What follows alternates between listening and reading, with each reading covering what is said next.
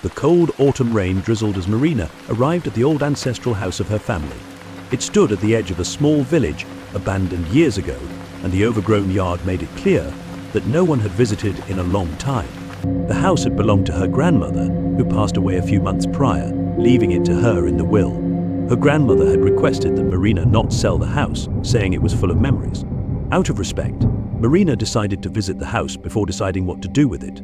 As she opened the creaky wooden door, a strange sense of unease washed over her, as if something inside was watching her. The air inside was thick with the smell of dampness and mildew, and the floorboards groaned with every step she took. Dusty furniture stood untouched, as though the house had been frozen in time. In the living room, Marina noticed an old photograph on the wall. It was of her grandmother, in her youth, standing next to a woman Marina didn't recognize. She had never seen this photograph before. The woman in the picture looked strange. Her face was blurred, as if someone had intentionally erased her features, leaving only her form. Marina spent the evening lost in her grandmother's old diaries, uncovering a haunting tale of unexplained events in the house. Her grandmother's entries detailed terrifying nightmares of a woman from an old photograph, the same woman who had haunted her in her sleep after her sister's mysterious death. As Marina delved deeper into the diaries, her unease grew, reflecting the strange shadows and eerie sounds she had been experiencing in the house. Driven by curiosity, she ventured into the attic, where she stumbled upon a chest filled with her grandmother's belongings. On them, she discovered a doll that bore a striking resemblance to the one held by her grandmother's late sister in the old photograph. The doll, with its faded eyes and cracked lips, sent shivers down Marina's spine. As she stood there, she thought she heard a soft, chilling laugh from behind her. But when she spun around, there was nothing there. The feeling of being watched became overpowering, and a cold shiver ran down her spine, compelling her to leave the house and return in the morning, hoping to uncover the truth behind the unsettling occurrences. That night, Marina woke from a strange dream. In it, she saw her grandmother standing by the pond, calling out to her. On the opposite bank stood the woman from the photograph, her featureless face reflected in the dark water. A fear surged in Marina's chest, but she couldn't move.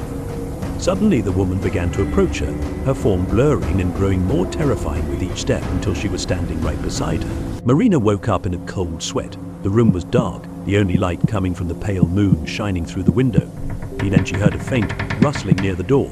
At first, she thought it was the wind or some small animal, but the sound grew clearer. It was as if someone was walking cautiously across the creaking floorboards. Marina! She froze, straining to listen, and then she heard it, a whisper like a child's voice softly calling her name. Gathering her courage, she got out of bed and approached the door, but just as her hand touched the handle, the door slowly creaked open on its own.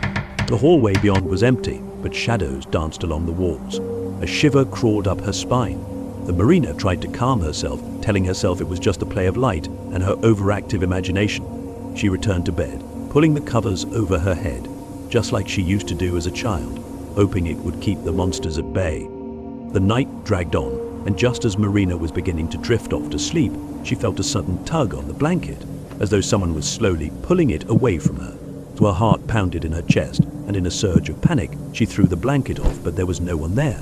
The feeling of being watched intensified, becoming unbearable. Fear grips Marina as she knows she must leave the house, but something holds her back. Unintelligible whispers surround her, and the doll from the attic now sits on the chair, its eyes following her every move. Determined to escape, she tries to start her car, but the engine won't turn over. Returning inside to use the phone, she discovers the line is dead. Suddenly, a cold sensation brushes her shoulder, and she comes face to face with the woman from the photograph, her twisted grin sending Marina into a silent scream. The fear in the house has paralyzed her, leaving her voice swallowed by its haunting silence. The next day, the villagers found Marina's car outside the house, but there was no sign of her. The house stood empty, but locals soon started saying that there was a new mistress living there now, the woman who once stood beside Marina's grandmother in that long-forgotten photograph.